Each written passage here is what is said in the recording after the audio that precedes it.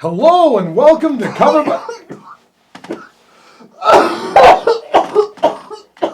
God, JT, are you all right? I mean, we can do this later. We can cancel the episode if you want, man. I'm fine. Let's just... No, okay, on second thought, like... Do you have anything? Like, do you have any medicine? I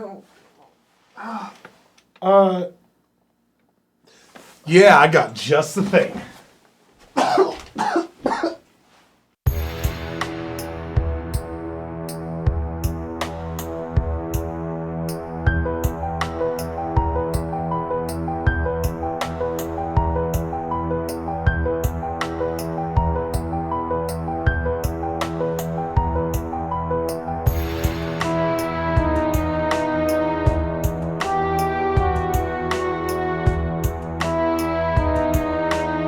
All right, JT, here we go.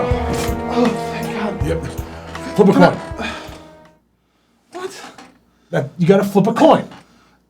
Can I just have the medicine? No, that's not how it works. Flip the coin. Heads you get a cure, tails you get a curse. Just give me the medicine. No. Coin flip. Gotta flip the coin. Fuck off. Fine. Them's the rules. Shut up. Heads. All right, good. Good for you. Here you go. Here's your medicine. Hey, thank you. Jeez. Oh.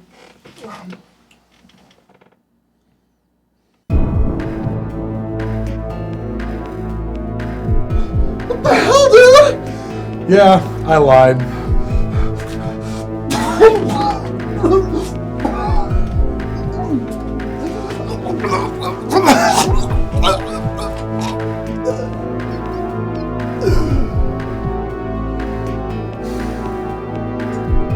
You done now? I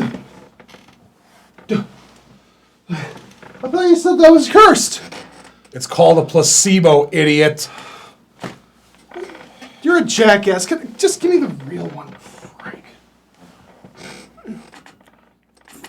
It's a placebo, too.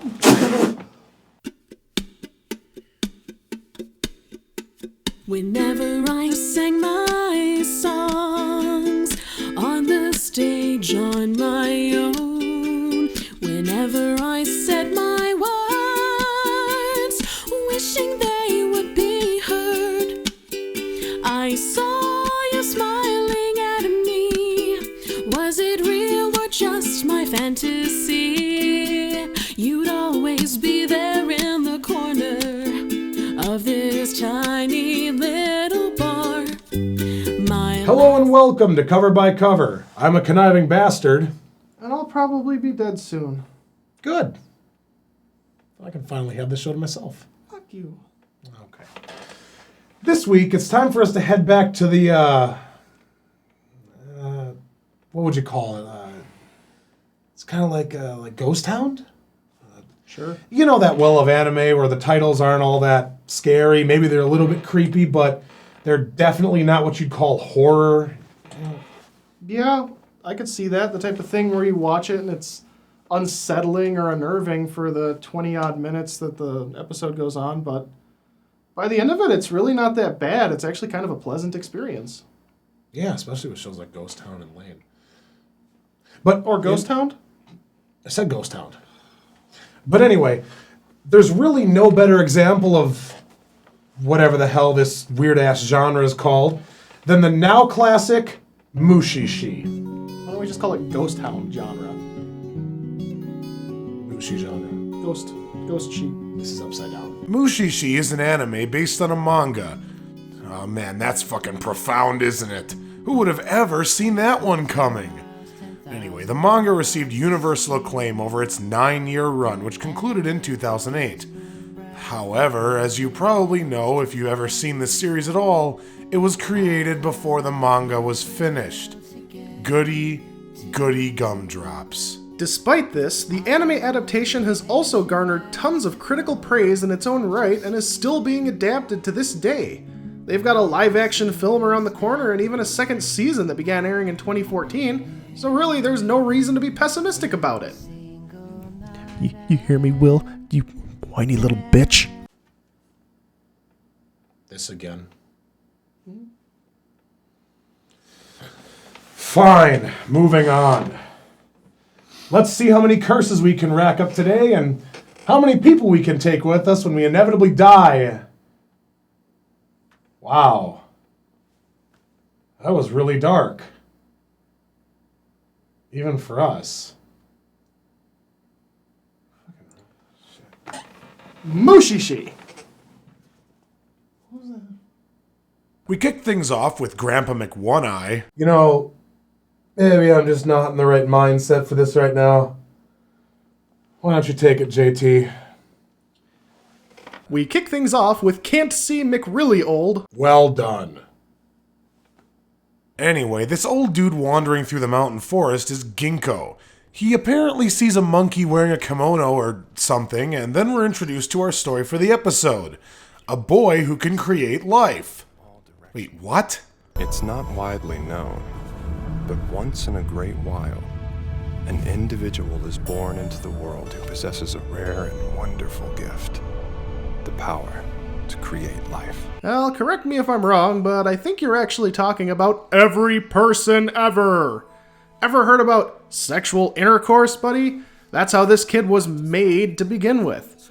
Well done, narrator. You're stupid one sentence in. Actually, what he's talking about is that this kid can apparently draw things into life. Oh, fun.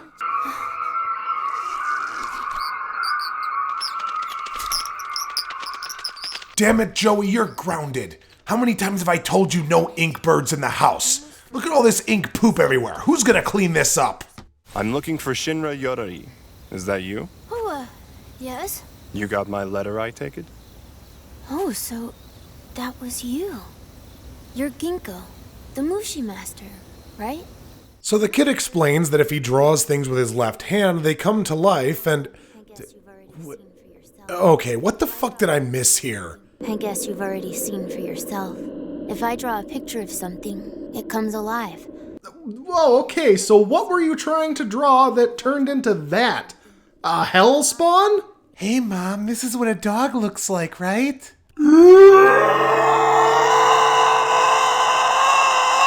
So Ginkgo starts asking the kid what he's been drawing, leading to a very odd list. An umbrella, a back scratcher? But I shouldn't be telling you this. Okay, sure, I could see an umbrella, if it's raining or whatever, but, a back scratcher? Why? Well, my back was really itching, so I drew it hoping it would help. But it started clubbing me in the head. I drew a hand to get it under control, but then the hand started punching the shit out of me.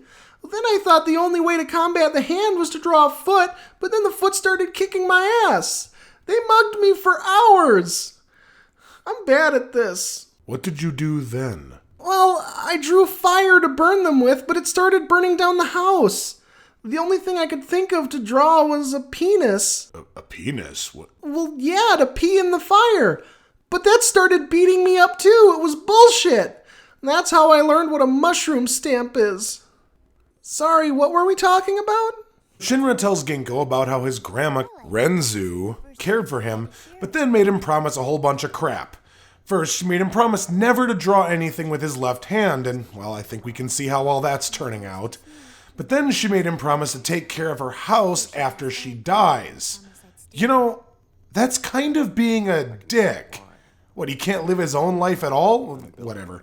Ginkgo reasons out that it's probably for the best so that the kid can live a peaceful life, so I guess maybe there's that. The topic of Shinra's grandmother finally brings us around to the beings called Mushi that will be the subject of the entire series, which crazy old Grammy Grams is apparently in denial about.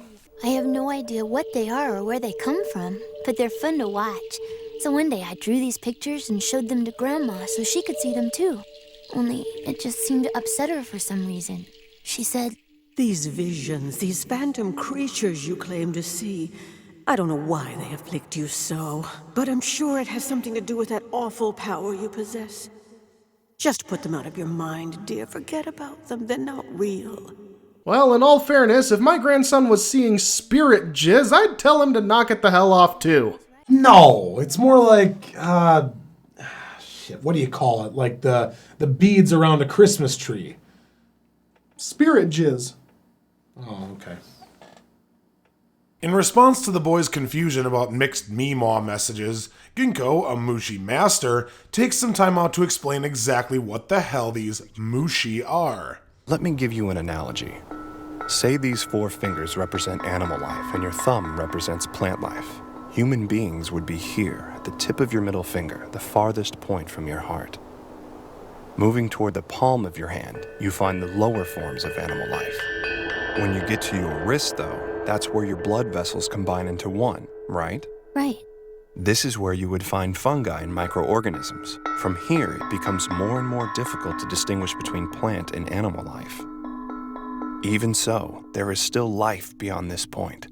And if you keep going, all the way up your arm, past your shoulder, when you get to this point, at the place that's closest to your heart, right here, these creatures are the Mushi. Well, now that just doesn't make a lick of sense. What the hell is he talking about? The best I can guess is that he's talking about the blood in each finger, representing a different variety of life, and the path from the vessels to the heart is a descending path of life, but the heart pumps blood back to the vessels. And what the hell is supposed to be between a fungus and a Mushi? Why is the Mushi all the way at your heart? What, did you just drop the vein metaphor halfway through and pick up something completely different? I mean, can someone explain this to me? No, it's okay, Will. I got this. All right. So what you want to do, use your finger. Follow along with me. You start up here in the head. This is where the ideas are. Put your finger on your head and trace the line. This is where your ideas start. Now trace this down. Comes down to your heart. Now this is the area where your ideas and your feelings get all tangled up and you get all pretentious and bullshit. Then it travels down to your stomach and then around to your flat of your back for no particular reason. And at that point, it goes from the flat of your back straight down to your waistline. And at that point, you can just blow it out your ass!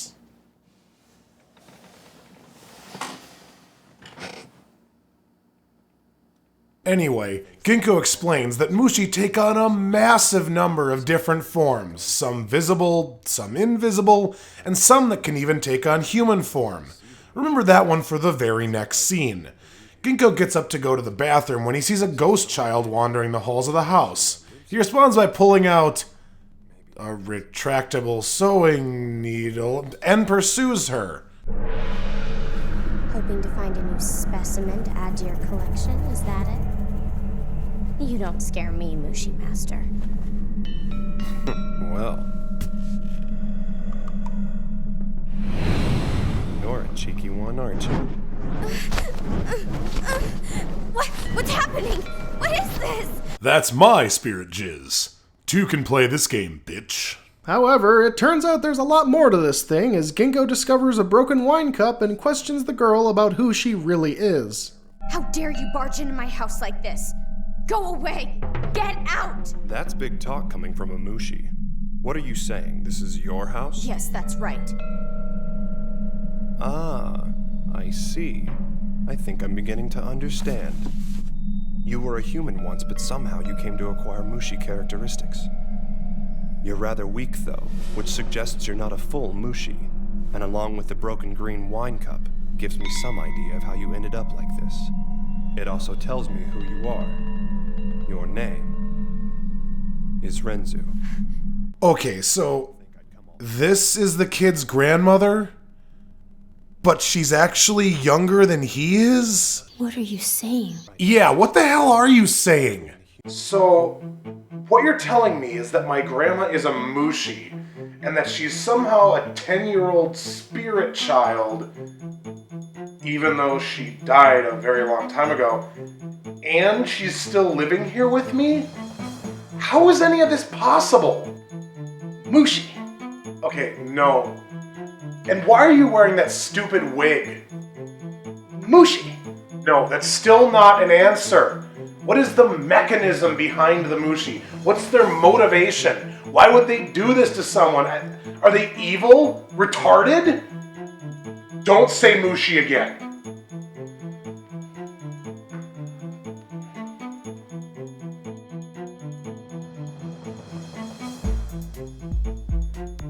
Mushi, get out! To be fair, Ginkgo does explain what he thinks happened to the grandma. There's a phenomenon called a Mushi banquet. The Mushi appear in human form and invite a chosen guest to sit among them. The guest is then presented with a wine cup. For those who accept the cup, as they drink from it, the physical boundaries of their human body begin to fade. In other words, they begin to cross over into the Mushi world. Well, that sounds horrifying. I can only assume that if you don't accept the cup, they devour you alive. Yeah, probably. But at least there's hope. Half of herself had been left behind. But know this, I believe you can use your powers to complete her Mushi transformation. Well, how the hell is he gonna do that? What, is he gonna take a pen and write, "No, Grandma, you are full Mushi"? And then Grandma was full Mushi? No, then the letters come to life and beat the shit out of him. Oh, sure. So, through a sequence of events I still don't understand at all, Shinra draws a green wine cup, which immediately splits in half for no good reason. In fact, I don't even know why the initial one split in half during his grandma's banquet, so... Grandma Renzu drops her half of the cup, and it magically merges with the half that Shinra drew, causing it to spawn Mushi piss. Renzu then drinks the salty, gross liquid and goes full Mushi. I guess. I think. Probably. I don't know. Shinra gazes into the green cup and sees a bunch of Mushi telling Renzu about the Mushi life stream. They then predict Shinra's birth, which doesn't make any sense whatsoever. If they turn her into a Mushi at age 10, how can she grow up to become an adult and then have a child who could then give birth to her grandson? Man, the Mushi are idiots. Anyway, the ceremony was interrupted and Renzu's spirit was subsequently split into a Mushi and her human counterpart. We then find out that when Ginkgo told Shinra that his grandma would never be able to return to his world, If you do this, though, she will never be able to return to the human world. he was fucking lying, because we fade out on them totally hanging out and talking while Ginkgo walks off having proudly stolen the ceremonial green wine cup. You know, this guy is also kind of a dick. Yeah, but he's also, got the whole mysterious and kind of cool thing going for him. Yeah, okay, there is that much. But still, that story made absolutely no sense. Her grandson's gonna be given a power that will change the world for the better, so he shouldn't use it ever and live an isolated life in the mountains. Turning his grandmother into a Mushi so that she can leave Limbo and pass on to the Mushi realm means that she can hang out with Shinra for the rest of his life and watch over him. I'm sorry, I hope I didn't interrupt the making of sense somewhere.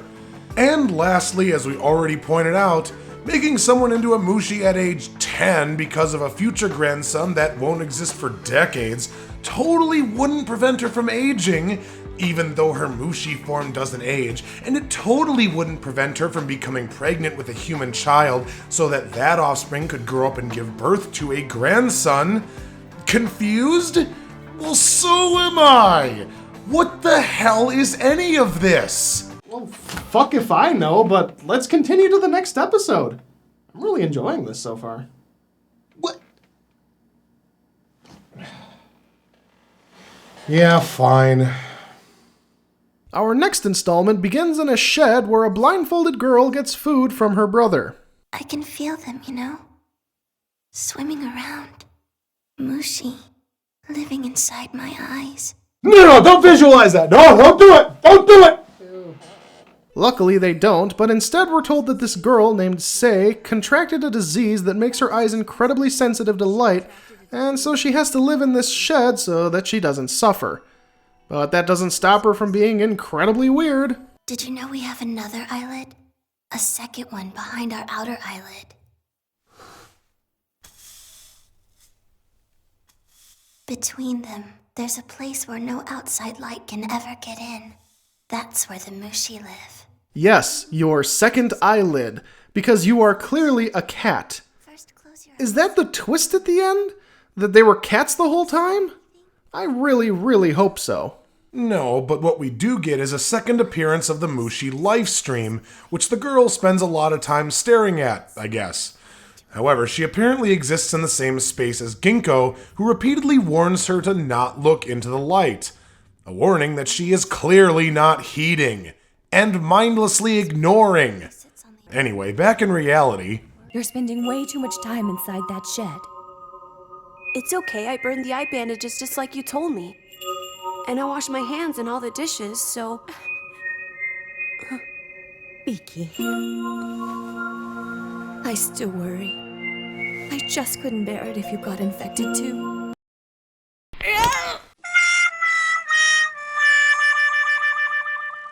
Oh no! How could this have possibly happened? I mean, he only played with her and spent inordinate amounts of time with her and touched her eyes and then rubbed his eyes after touching her eyes. I mean, it's practically impossible. damn it, Beaky, you're grounded. I told you not to get the illness. Well, I guess I can't support both of you like this. Close your eyes, honey. Mommy's got a surprise for you. Well, alright, instead of that, Beaky is quarantined inside the house. This actually makes zero sense, as both of them being infected should mean that they can both live in the shed and be with each other all the time. You know, because they're both infected. What, is he gonna get super infected? Well, not anymore, because Ginkgo showed up and cured Beaky's infection between cuts. How the hell did he do that? Well, I spit in the dirt, mixed it up, and rubbed it on his eyes. Just wash it off and he'll be fine.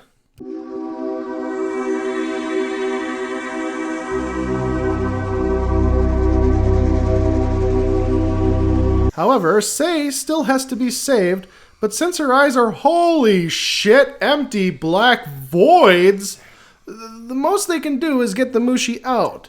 Well, I'm sure this will be fine. It'll be fine, right? Right? Oh, God. No!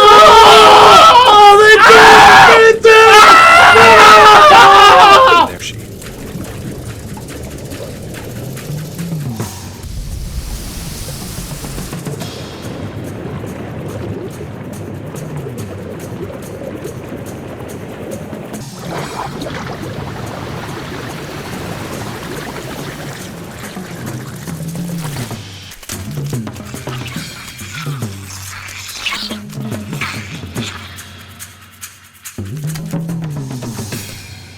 That should do it.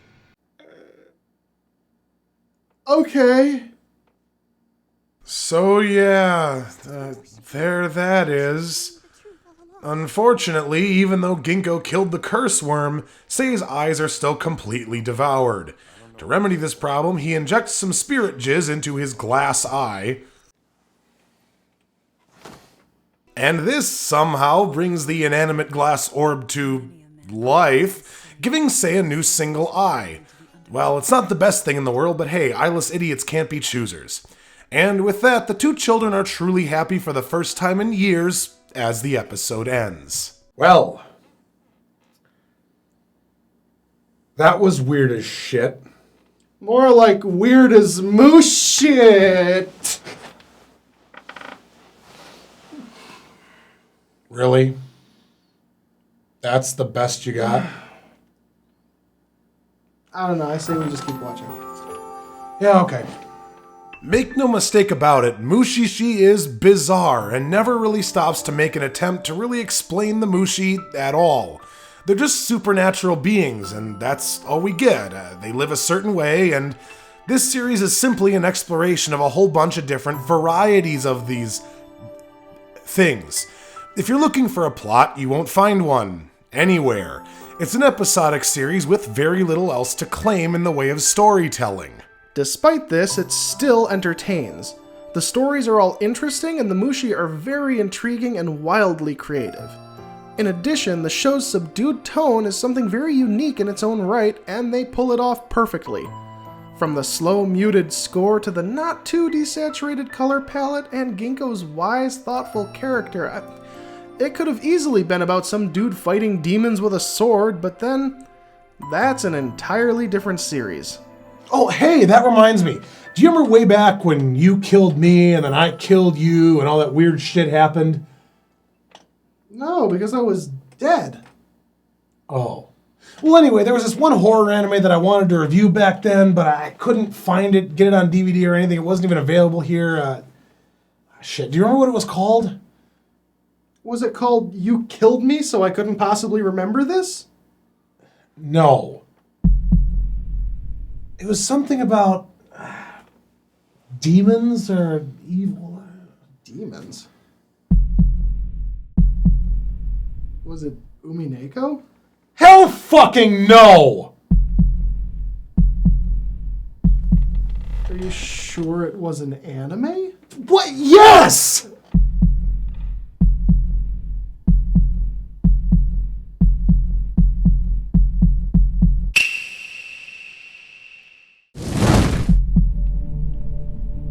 All right. Next week, then. The hell?